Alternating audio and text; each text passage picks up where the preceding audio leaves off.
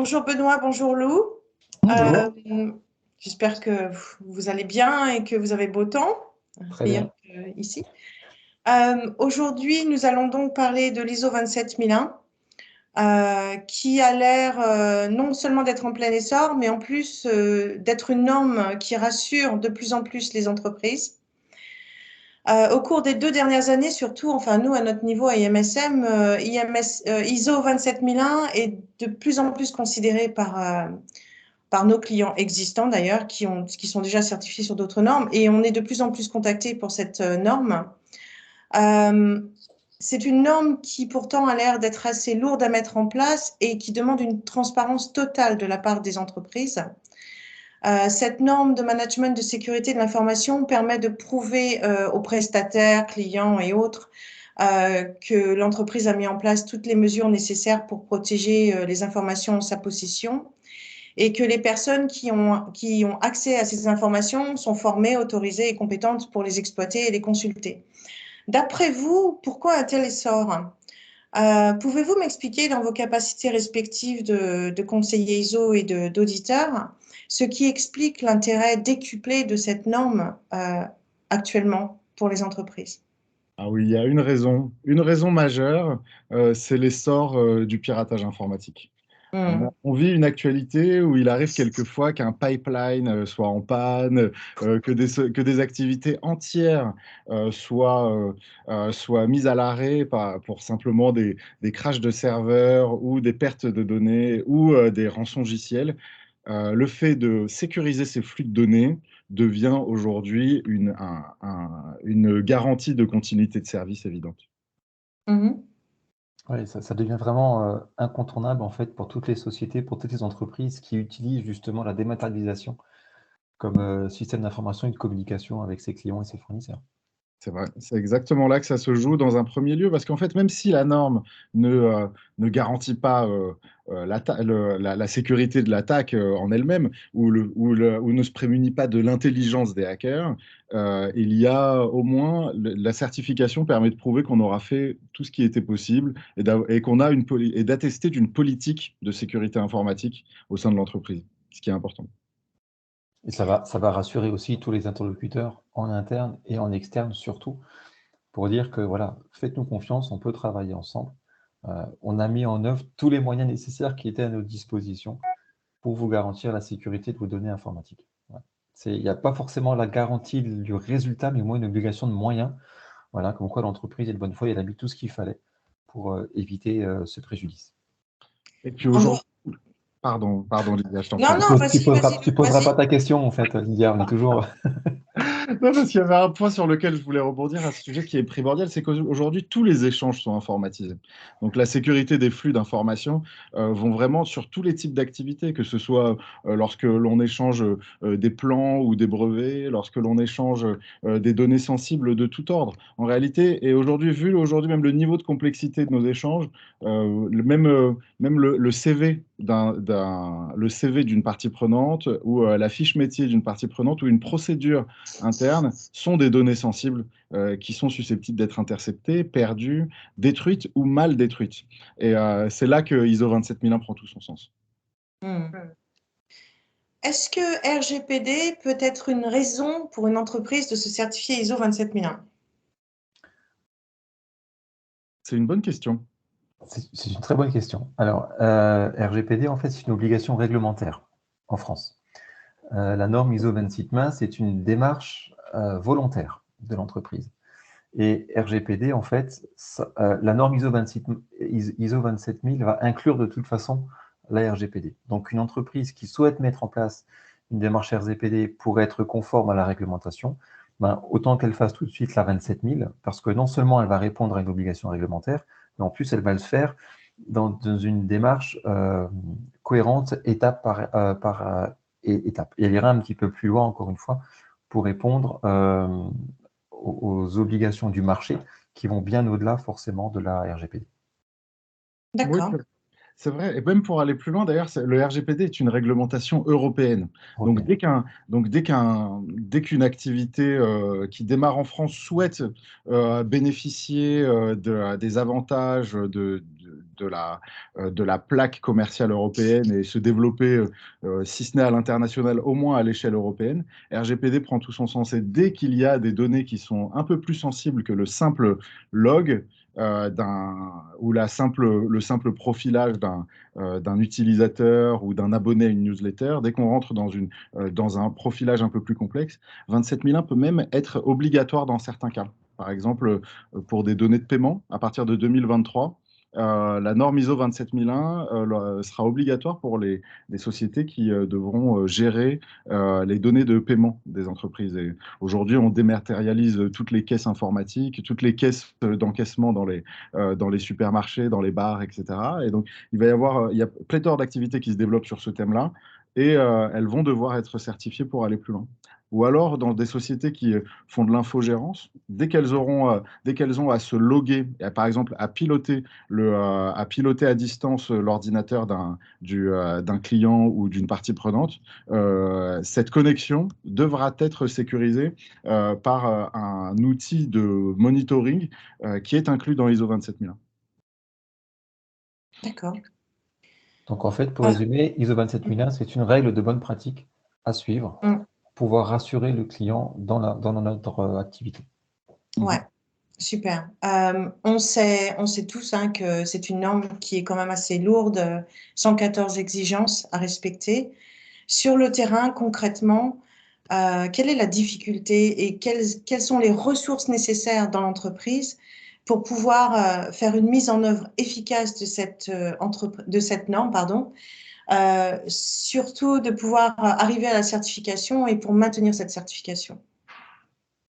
Alors, je vais dénoncer un petit peu les coulisses de notre entrevue, puisque tout à l'heure, en off, Lou nous expliquait que sur les 114 exigences, il y en avait 30 qui concernaient le RGPD. RGPD, voilà. Donc, en fait, en termes de ressources, effectivement, ça fait beaucoup. Enfin, il peut paraître que ça fait beaucoup de choses à mettre en place, mais finalement, encore une fois, un tiers déjà, enfin un petit peu moins, concerne juste la RGPD. Donc ensuite, c'est quand même assez facile à mettre en place. Maintenant, quand tu parlais de ressources ou des difficultés, à mon sens, je vois surtout en termes de compétences, en termes de ressources humaines en interne. Voilà. Peut-être que Lou pourra expliquer un petit peu plus. Oui, effectivement. En fait, lorsque l'on décide de gérer une partie des informations concernant soit les personnes qui se connectent à notre site ou qui nous transmettent des informations, qui peuvent aller, voilà, comme un simple CV, d'un simple CV à des informations plus sensibles, comme des plans ou des brevets ou des procédures de sécurité. Ce type de données doivent être protégées, mais généralement, il existe déjà au sein de l'entreprise qui les traite un directeur technique, un CTO, qui a déjà mis en pratique, qui détient déjà une partie de la politique de sécurité informatique. Donc, ce qui est intéressant avec l'ISO 27001, c'est qu'on vient rendre auditables les pratiques qui ont déjà été mises en place par le CTO. Et à partir de là, les 114 points qui sont à respecter par la norme, en fait, ce sont que des red flags et des green flags. Il faut simplement les respecter. C'est une suite de 114 questions qui généralement sont déjà toutes répondues par la positive. On vient simplement les rendre auditables. Et là, c'est le rôle d'IMSM d'aller simplement formaliser, accompagner dans cette formalisation et apporter à ce directeur technique simplement une connaissance et une connaissance de la norme qui lui permettra d'être conforme d'année en année. Ouais, tu disais en off aussi tout à l'heure quelque chose d'intéressant où c'était beaucoup moins générique que la 9001, la 27001. C'est quelque chose qui est beaucoup plus terre à terre et Exactement, c'est très plus concret. objectif. Ouais. C'est C'est très concret. On a 114 questions auxquelles il faut répondre par oui. Pour y répondre par la positive, on produit des documents qui permettent de contrôler ces différents points. Donc, c'est très concret. Là où 9001 pose des questions qui sont très générales et qui posent des questions vraiment qui sont de nature à pouvoir être répondues par toutes les natures d'entreprise, là, on est vraiment sur des questions qui sont purement de la sécurité informatique. Donc, généralement, ce sont des points qui sont déjà vus par les entreprises en interne. On les rend simplement auditables. On vient les faire pivoter pour rentrer en conformité avec la norme. C'est bien ça, non? C'est ça. Bah, écoutez, moi j'ai fait le tour de la question. Je vous remercie. Je voulais juste comprendre un petit peu pourquoi les entreprises recherchaient une certification ISO 27001, parce qu'on a quand même, à IMSM, nous avons quand même des clients qui sont de petite ou moyenne taille. Mhm. Donc c'est vrai que c'est toujours un choix qui est quand même beaucoup plus, enfin moi qui me paraît beaucoup plus compliqué à prendre que si on veut une certification ISO 9001 ou autre qui est beaucoup plus standard. Alors que, au Euh, contraire, il y a un point qui est crucial aussi avec l'ISO 27001, c'est que même une toute petite entreprise, une petite start-up qui détient une technologie en propre, de garantir la protection de la protection de ses process par un ISO 20 par une certification ISO permet à cette entreprise, lorsqu'elle dialogue avec des parties prenantes ou des clients structurants, ça lui permet de simplement opposer la certification au lieu d'aller expliquer à ses parties prenantes, à ses futurs acheteurs ou à ses prospects, l'ensemble des procédures de sécurité qu'ils ont mis en place. Donc en fait, ça protège aussi l'intelligence interne d'une entreprise, surtout si hum, elle est dans une optique de développement. Et de démarrer tôt permet au contraire de simplifier l'implémentation et de organiser tout de suite une politique de sécurité informatique qui sera respectée par l'ensemble des salariés au fil du développement et des recrutements de l'entreprise. hum, Exactement. Là où je voudrais insister, Lou, c'est justement sur ce que tu as dit. La certification ISO 27000 s'adresse aux entreprises, peu importe leur taille. C'est ça qui est important. Ouais. C'est pas les grosses entreprises en fait qui ont besoin de maîtriser leurs données informatiques. Si vous êtes deux, trois et que vous travaillez par exemple avec des communautés de communes parce que vous fournissez des sites internet, parce que vous hébergez, vous avez des serveurs ou des choses comme ça, la petite entreprise, la petite boutique informatique qui fait de la prestation informatique pour un tiers a besoin et doit être certifié ISO 27000. Donc la taille Exactement. n'est pas importante en fait en termes de certification hum, pour hum. ce référentiel-là. C'est un très bon point et c'est vrai que du moment que on a des personnes compétentes à l'intérieur pour pouvoir comprendre la norme et comprendre comment la maintenir, quelle que soit la taille de l'entreprise, finalement, c'est possible. Ouais. Et puis après, l'objectif d'amélioration continue reste un prérequis pour maintenir la certification. Donc, on peut déterminer des points d'amélioration d'année en année, construire un niveau de réponse toujours plus élevé d'année en année, mais démarrer avec le strict nécessaire. Généralement, on certifie en combien de temps à ISO 27001 chez IMSM? Pour une petite structure de moins de 10 personnes, j'ai vu quelquefois en 4 à 6 mois que c'était Non, faisable. non, non, non, non. L'ISO 27001, en général, on fait autour des 9-12 mois. Ça prend 9 ou 12 mois. Ça dépend de la taille de l'entreprise, ça dépend de la disponibilité des auditeurs. Oui, puis Euh, en fait, ça dépend. Alors, ça, je pense que c'est pareil pour toutes les normes. Encore une fois, la taille de l'entreprise, je ne sais pas si ça a un impact vraiment sur sur ce référentiel-là, mais c'est surtout la ressource dont dispose l'entreprise par rapport à ce ouais, projet.